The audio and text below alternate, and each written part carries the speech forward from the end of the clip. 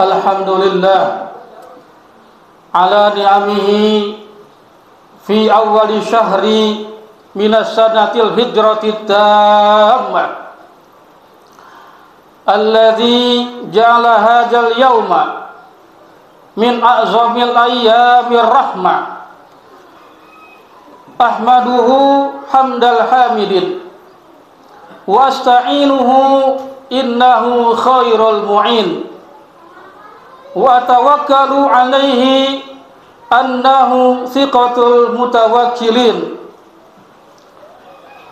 Ashhadu an la ilaha illallah wahdahu la syarika lah wa ashhadu anna sayyidana wa nabiyyana Muhammadan abduhu wa rasuluhu an-nabiyyul mujtaba wa sayyidul wara rahmatan lil alamin wa hujjatan lil jahilin. Allahumma salli wa sallim wa barik ala sayyidina wa maulana Muhammadin fil awwalina wal akhirin. Amma ba'du, fa ya ibadallah usikum wa nafsi bi taqwallah wa ta'atihi la'allakum tuflihun. A'udzu billahi minasyaitonir rajim. Bismillahirrahmanirrahim. Ya ayyuhalladzina amanu taqullaha haqqa tuqatih wa la tamutunna illa wa antum muslimun. Wa qala ta'ala aidan inna sam'a wal basara wal fuada kullu ulaika kana anhu mas'ula. Shadaqallahul azim. Ma'asyiral hadirin rahimakumullah, jamaah salat Jumat Masjid Al-Islah Muallim Ramli, yang mudah-mudahan kita semua selalu mendapatkan limpahan nikmat dan rahmatnya Allah Subhanahu wa ta'ala. Pertama, marilah kita panjatkan puja-puji syukur kepada Allah Subhanahu wa ta'ala, karena yang sampai saat ini kita masih diberikan nikmat panjang umur, sehat wal afiyah, sehingga di siang hari yang penuh barakah ini kita bisa berkumpul di tempat yang mulia ini guna melaksanakan kewajiban kita, yaitu sholat Jum'ah berjamaah. Mudah-mudahan segala amal ibadah kita, baik yang telah kita kerjakan maupun yang sedang kita kerjakan dan yang akan kita kerjakan, semuanya diterima oleh Allah Subhanahu wa ta'ala. Salawat teriring salam tak lupa pula kita sampaikan kepada junjungan kita, baginda Nabi besar Muhammad sallallahu alaihi wa alihi wasallam. Semoga dengan salawat yang kita baca kita mendapatkan syafaatnya di yaumil qiyamah nanti, sehingga dengan sebab syafaatnya Allah kumpulkan kita dan Allah masukkan kita semua ke dalam surganya bersama-sama dengan Nabi kita, Nabi besar Muhammad sallallahu alaihi wa alihi wasallam. Dalam kesempatan Jumat kali ini, saya berpesan untuk diri saya pribadi dan juga para jamaah sekalian, marilah kita tingkatkan ketakwaan kita kepada Allah Subhanahu wa ta'ala dengan sebenar-benarnya takwa, dengan menjalani segala perintahnya dan menjauhi segala larangannya, sehingga kita semua tergolong menjadi hamba-hambanya yang beruntung fid dini wad dunya wal akhirah. Amin ya rabbal alamin. Ma'asyiral hadirin rahimakumullah, alhamdulillah, pada saat ini kita sudah berada di awal tahun Hijriah, tepatnya tanggal 28 Muharram 1444 Hijriah. Jamaah rahimakumullah, bulan Muharram adalah bulan pertama dalam kalender Islam atau kalender Hijriah. Sudah seharusnya kita bersyukur pada Allah Subhanahu wa ta'ala, karena kita masih diberikan nikmat umur yang panjang serta diberikan nikmat badan yang sehat afiat di awal tahun Hijriah ini.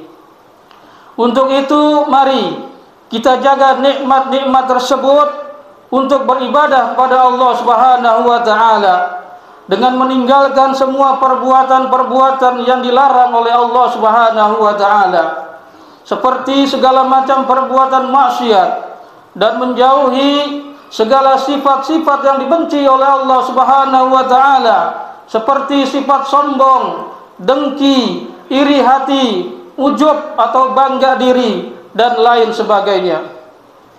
Kita berhijrah dari sifat-sifat itu menuju sifat-sifat yang diajarkan oleh Rasulullah sallallahu alaihi wasallam dengan meningkatkan rasa pengabdian kita kepada Sang Khalik, yaitu kepada Allah Subhanahu wa taala. Apalagi bulan ini termasuk minha arba'atul hurum, yaitu 4 bulan yang dimuliakan oleh Allah Subhanahu wa taala. Salah satunya adalah bulan Muharram ini. Imam Fakhruddin Ar-Razi beliau menyatakan, wa ma'nal haram annal ma'siyata fiha ashaddu iqaba wa ta'a fiha aktsaru thawaba. Maksud dari haram adalah bahwa apabila seseorang melakukan perbuatan maksiat di bulan Muharram ini, maka dia akan mendapatkan siksaan yang berat dari Allah Subhanahu wa taala. Dan sebaliknya, apabila seseorang melakukan perbuatan taat atau mengerjakan ketaatan kepada Allah Subhanahu wa taala pun akan mendapatkan pahala yang besar dari Allah Subhanahu wa taala. Jadi bulan Muharram adalah kesempatan terbaik untuk meningkatkan keimanan dan ketakwaan kita kepada Allah Subhanahu wa taala. Karena semakin hari semakin bertambah pula usia kita. Kita akan semakin tua, kita akan semakin lemah, kita semakin enggak berdaya, dan kita pun semakin dekat dengan yang namanya kematian. Lalu bekal apa dan amal apa yang sudah kita persiapkan untuk menghadap Allah Subhanahu wa taala? Tidak lain adalah iman dan takwa serta amal soleh yang kita harapkan pada akhir hidup kita nanti Allah wafatkan kita dalam keadaan husnul khatimah. Oleh sebab itu, janganlah disia-siakan hidup ini. Akan tetapi marilah kita manfaatkan hidup ini agar kita menjadi sebaik-baik hamba yang Allah ciptakan. Nabi sallallahu alaihi wasallam bersabda, khairun nas man tala umruhu wa hasuna amaluh. Sebaik-baik manusia ialah orang yang panjang umurnya dan baik amal perbuatannya. Wa syarrun nas man tala umruhu wa sa'a amaluh. Seburuk-buruk manusia, sejelek-jelek manusia ialah orang yang panjang umurnya tapi buruk amal perbuatannya. Ma'asyiral hadirin rahimakumullah.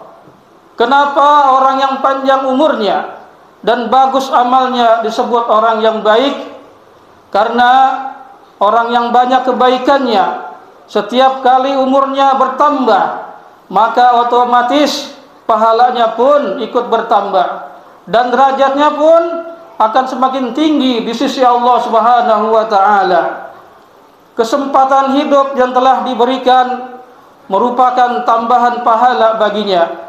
Sebab semakin umurnya bertambah, maka nilai amalannya juga terus semakin bertambah. Umur diibaratkan modal bagi setiap orang. Seharusnya dia menggunakan modalnya dalam kehidupan ini dengan sebaik-baiknya. Semakin banyak modalnya, maka semakin banyak keuntungan yang akan diraihnya. Barang siapa yang memanfaatkan modal hidupnya untuk kebaikan, maka dia telah beruntung dan sukses. Namun barang siapa yang menyia-nyiakan modal hidupnya, dia tidak akan beruntung dan bahkan merugi dengan kerugian yang sangat nyata. Ma'asyiral hadirin rahimakumullah. Oleh karena itu, seorang mukmin jangan sampai menyia-nyiakan umur dan waktunya. Hendaknya dia selalu waspada terhadap kehidupannya. Umur dan waktu yang masih ada ini hendaklah diisi dengan amal-amal soleh. Jika tidak, maka kerugianlah yang akan didapatkannya. Pepatah Arab mengatakan, al-waktu anfasun la ta'ud. Waktu adalah nafas yang tidak mungkin akan kembali.